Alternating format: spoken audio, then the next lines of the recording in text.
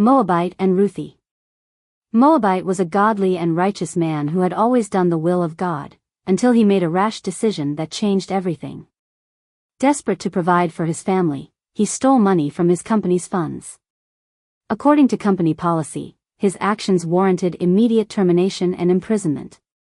That night, Moabite cried out to God in prayer, pleading for forgiveness and a second chance.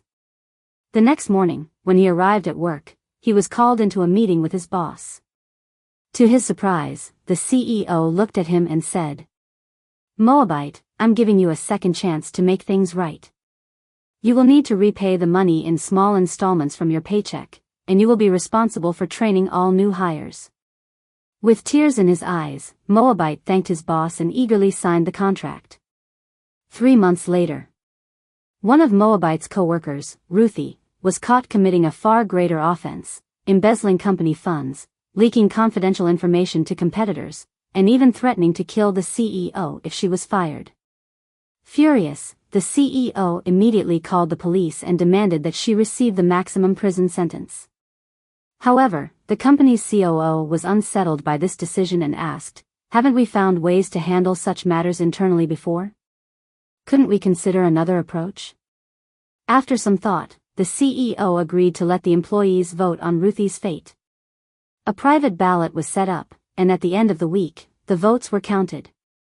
The CEO stood before the staff and announced, "By majority vote, Ruthie Miller will be sentenced to the maximum prison term of 20 years. Some employees cheered, while others murmured in disapproval.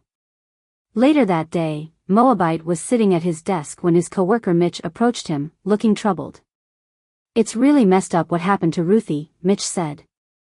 "I know she had serious issues, but didn't she deserve the same grace that others have received?"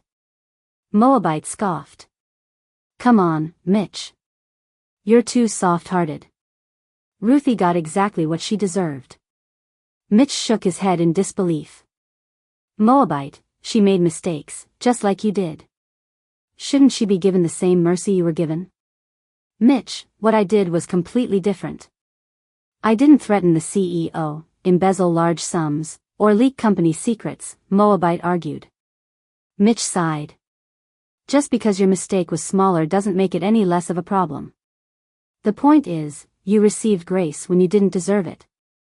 Shouldn't you have been the first to extend that same grace to Ruthie?" Moabite fell silent, unable to respond.